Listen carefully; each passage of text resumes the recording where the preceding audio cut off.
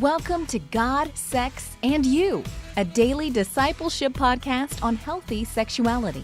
Here's your host, Purity Pastor, Dustin Daniels. We are continuing our Flashback in February series today, and we are taking a look in our rearview mirror and really celebrating the amazing guests that God has given to us. He's allowed us to interview over the past 6 years. Today's show was originally show number 45 and aired on August the 25th, 2013. My guest is Tom Ryan, and we discussed his book, Ashamed No More, A Pastor's Journey Through Sex Addiction. Let me ask you this. What would happen if you went to church this Sunday and you found out that after 10 or 20, 30 years or more, that your senior pastor, your lead minister, or your priest was stepping down from the pulpit because of pornography or sexual sin? How would you respond? Would you be shocked? Would you be angry? Would you feel hurt and betrayed?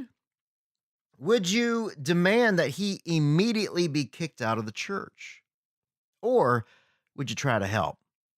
But first, let me share with you what's going on in the middle of March. I'm going to be hosting several online weekly groups for pornography and sex addiction. I'm going to be teaching out of my new book. It's called The Sex Spiral. There are 4 classes to choose from, 2 on Monday and 2 on Wednesday. Each class is limited to 12 people. And because you're a podcast listener, I want to give you a 50% discount on the class itself. Get signed up today. You can use the coupon code PODCAST. Today's show is titled Ashamed No More, A Pastor's Journey Through Sex Addiction. Well, my guest today was the senior pastor of a large church for over 20 years, and he knows firsthand the reality and the tension of being a pastor, leading people and preaching and counseling and doing all of the hard work of ministry on one hand, and then dealing with his own sexual temptations and addictions on the other. Dr. Tom Ryan is the author of the new book, Ashamed No More, A Pastor's Journey Through Sex Addiction. Tom, welcome to the Dustin Daniels Show. Hello, Dustin. It's great to be on the show. Thanks for having me. Hey, I tell you, it is a pleasure. You have an amazing story of healing and redemption in Jesus Christ. And we want to hear your story and talk about your book. Before we get to the specifics of the book, give us an idea of kind of the overview of why you wrote this book. I wrote the book after experiencing some of the great relief from the compulsion that I'd struggled with for such a long time. A good friend of mine who was the last worship director that I worked with at the church that I pastored said to me a couple of years ago, you need to write this up because you know how many brothers and sisters are out there struggling with this. Right. And you need to tell people what's gone on. And so because of Philip's encouragement, Pam and I thought about it, prayed about it, and talked to our kids first, and that's why I wrote it, is because we have so many brothers and sisters serving in ministry positions, serving faithfully, serving conscientiously, but they're afflicted with something that's beyond their ability to control, and the very dynamics, as you articulate this so well in your podcast, Dustin, you get it. There are these pressures, these tensions that we have in ministry, and they cause us to isolate. They cause us to hide. Yeah. And then sexual issues create shame for us, and that's a natural thing. We've been hiding since the Garden of Eden, and we hide from God, we hide from ourselves, we hide from each other, and nothing strikes at a person's identity and brokenness like sexual sin or sexual brokenness can, sexual temptation. We're very vulnerable there. And so when we trip up, and particularly when it becomes a repetitive behavior that becomes a habit, that becomes a compulsion, then we feel stuck and we don't know where to go. But we do know that we have to hide. We have to protect ourselves because we're going to be condemned. You were the senior pastor of a church for a really long time. In fact, I think, and correct me, have you done ministry pretty much all of your life? Is that correct? Right. Yeah. That's right. Give us a little background about the size of the church. This is not something the length of your struggle and when you really started to deal with things and how people responded. Give us a quick overview of kind of the last couple years as a senior pastor. The last couple of years that I was a senior pastor, we're going back 7 or 8 years ago. I left that ministry 5 years ago. Last month it was when I finished preaching as a senior pastor of the church that Pam and I and a small group had planted. So that was a great church. It's still a great church, and that was hard to leave because we loved the folks that we were part of, and it was a very high quality ministry. It wasn't a mega church. I was not that kind of a pastor. Okay, but it was a good sized church, and we had a lot of varied ministry, a lot of diversity, a lot of different age groups, a very relational ministry, good stuff going on. But I'd struggled my whole life, my whole adulthood, with compulsive behaviors, and the first part of that as a young man, not really knowing what it was I was up against. And I went into ministry with a sincere call, with a devout faith, with a rigorous spirituality, and that never left me. That was always a part of my story. I'd grown up going to church. My family of origin, we were church goers, but while I had a keen God consciousness, it was probably in my adolescent years that it really took flame and met Jesus. The faith became very real, and that faith, Dustin, never ever really left me at all, for which I'm profoundly grateful, and I owe everything to that. And I think that you've got some listeners that'll get this. You can be very sincere and entirely devout, really wanting to be sold out as the disciple, to be a genuine follower, to be a faithful servant. But when you stumble into some kind of afflictions, they get a hold of a part of our souls and take on a life of their own. It becomes devilishly hard to get rid of them, and it adds to the normal stress of ministry. And that Sure. was my journey for a long time. Sure. Tom, in your book, you wrote that you didn't choose to become an addict, but you did make choices that resulted in addictive behavior and nature that kind of birthed a addictive persona. Could you say more on that? Yeah. Well, just recently on your podcast, you had Dr. Mark Laser, who's Sure. a hero to all of us. He was talking about the 4A's. I mean, is that guy a jewel or what? Absolutely. Love him. He gave me hope along the journey. And I was just listening and so enjoying and laughing at some of the things that he was saying and that you guys were talking about. But he was talking about accessibility, the 3A's, but then he'd added a 4th A, accidental. And I thought, that's a profound point. None of us really sign up. Nobody leaves kindergarten and says, you know what, I want to be a failure. I want to be a broken guy. Sure. We want to be firemen or whatever, or soldiers or something heroic.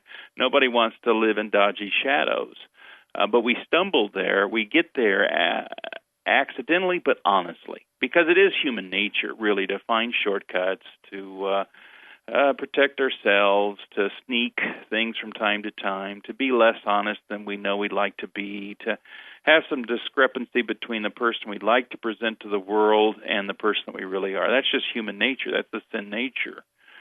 But some of us, either through personal wiring or through family environment or sometimes through both, have a particular vulnerability around certain areas. And some of us, a generation ago, I think that those of us that discovered sex as a way to kind of make ourselves feel better or to modify our lives or to elevate our moods or to kind of handle life, it was the same percentage as those of us that would find drugs or alcohol or other shortcutting mechanisms like gambling. As you and I know now, the Internet has really changed that. As a human race, we've got a particular vulnerability around sex. And that's a God-given vulnerability. God made us as creatures who are designed for intimacy, designed to connect. But because we live in such a fallen world and because we're so vulnerable around our connections or our misconnections, sex has extraordinary power. So it's extraordinary power for good when when we utilize it in the ways in which our Creator designed us for it.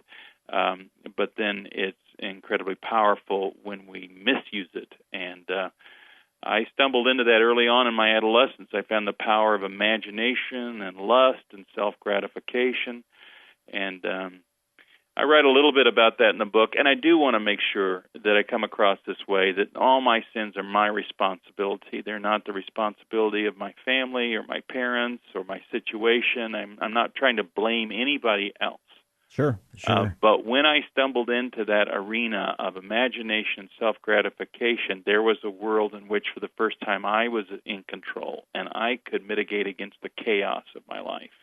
And I didn't have language for that. I didn't understand that. A couple times you just used the word shortcut, and addiction is about shortcuts, right? Absolutely. And you talk about this, and I like your term here, life-consuming ruts. It is, at the end of the day, talk about the shortcut versus the intimacy that God has planned for us. Yeah, well, God does have a great design, short-term and long-term, and all of it's full-term with the Lord.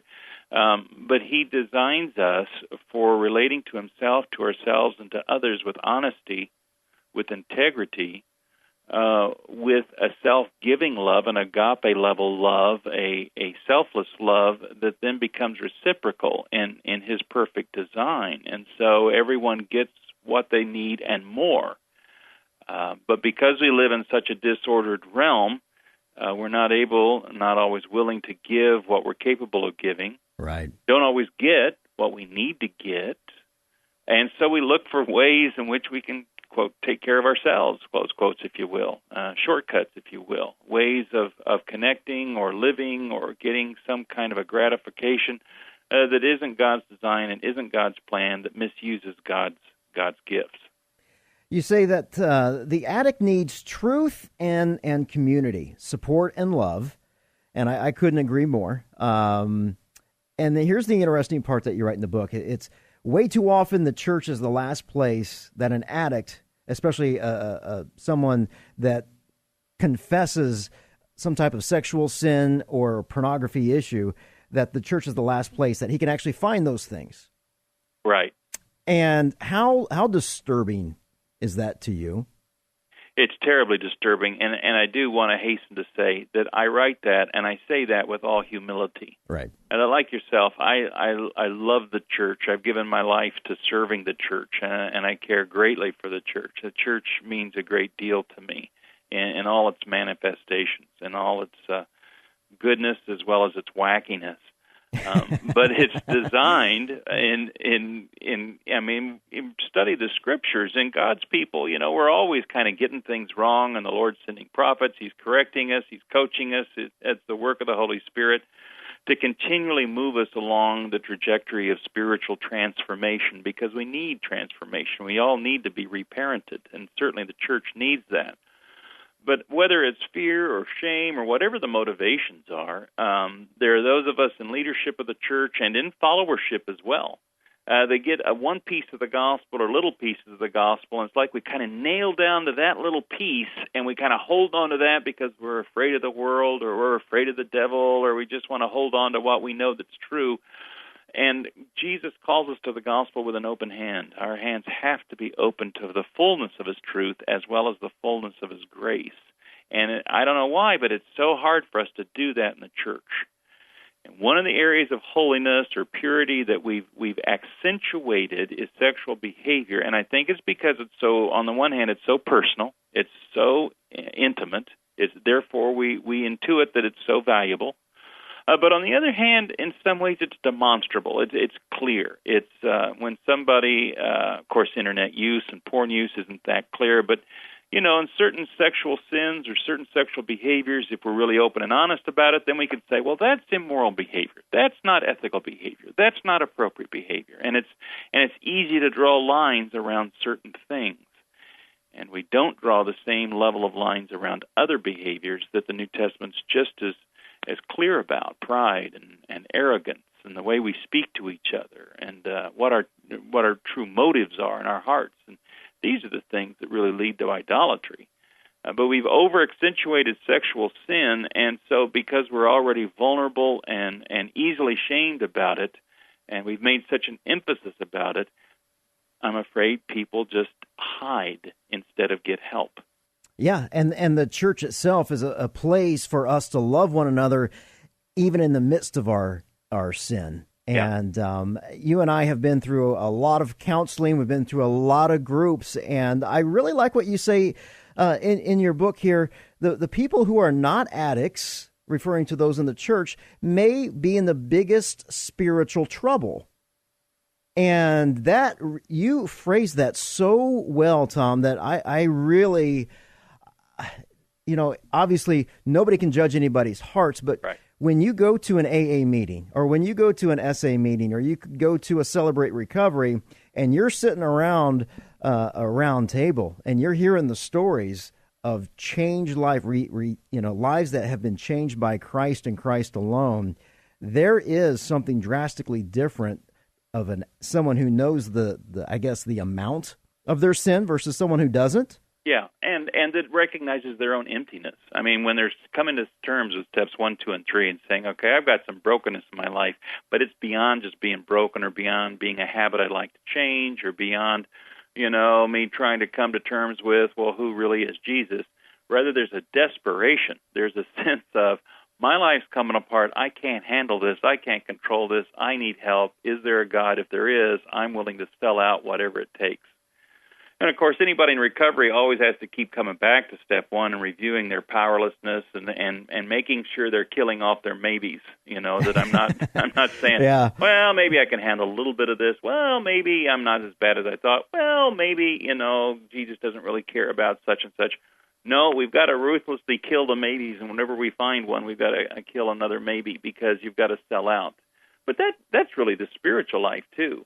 And as I write in a book, one of the things that was interesting, in the church that I had the privilege of pastoring for almost 20 years, we had a leader who was a recovering alcoholic, and once we got into a permanent facility, he asked if he could start a chapter of AA. Sure. And, away it went. There wasn't a chapter in that part of our suburban community, and through diligent work, he and a few others started this chapter, and by the time I left ministry, it was the second largest AA chapter in our state. Oh, praise God. Yeah, That's great. It was phenomenal. Well, what happened was a few of these recovering alcoholics started to come into the church. They came to our Alpha course. They'd come to Sunday morning worship. Sure.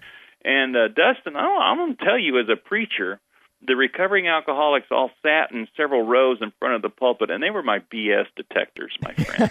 If I started slipping into cliche preaching, coasting, and sometimes we do that a little bit. You could just see their eyelids down halfway, and they kind of lean back in their chairs, put their elbows up, like, "Yeah, preacher's talking." That's great.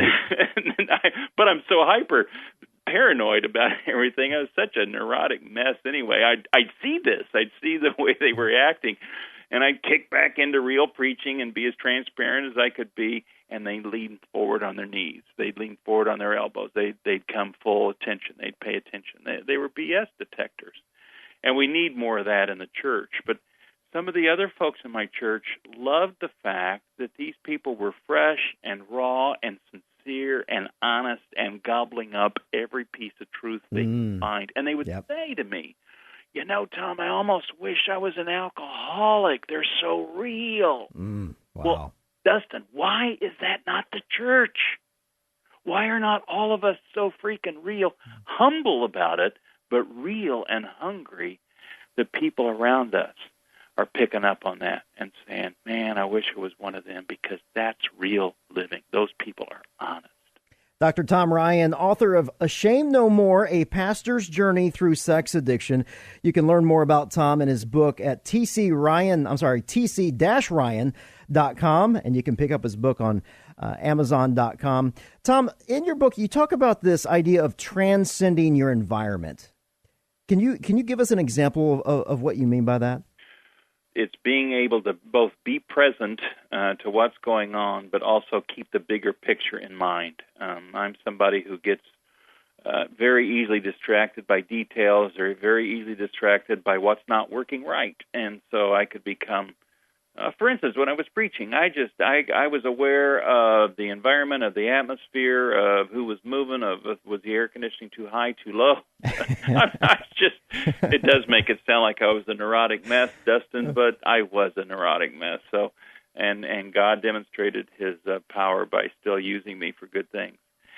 Being transcendent is then being aware of what the big things are, what the big pictures are, what the Lord's really doing, who I really am in the midst of it, cultivating a God-honoring self-identity in the midst of whatever details I've got to live through. And it's not easy to do that, but that's the life that Christ was always able to live and that He calls us to do. He always had the big picture in mind. He was always aware of the value of people and the glory of God and the love of the Father for those who are lost as well as those who are found. He always had those things in mind, and then He could be attentive to the details of what was going on right in front of Him. So it's really about being in the moment. Yeah, in the moment, but keeping the big picture in mind. In the moment and not being so overwhelmed by the details, by the small aspects of life, by the things that afflict us or maybe depress us or maybe distract us, not being so distracted that we lose focus on what really matters. And how important is to be able to do that and have someone that you can call right away? Oh, it's essential. It's absolutely essential. I think it's important for the whole spiritual life. It's somebody who's not an addict needs to have Amen. Genuine relationships with genuine people with whom they are honest, because we're all, in a little a sense, we're all addicted to our lower nature. We're all addicted to our way of doing things, selfishness or stubbornness or whatever. So we all need somebody. Dr. Tom Ryan, thank you so much for joining us on the show. You can visit Tom and his website, tc-ryan.com. Pick up his book. It's called Ashamed No More, A Pastor's Journey Through Sex Addiction. And you can pick that up on Amazon.com. We are a listener-supported broadcast. You can visit 7places.org. Drop us a call. We want to hear from you at 1-855-5-DUSTIN, or give us an email, talkback@dustindanielsradio.com. Remember, guys, God's Word says that the kingdom of God isn't just a lot of talk. It's living in God's power. We love you. See you next week.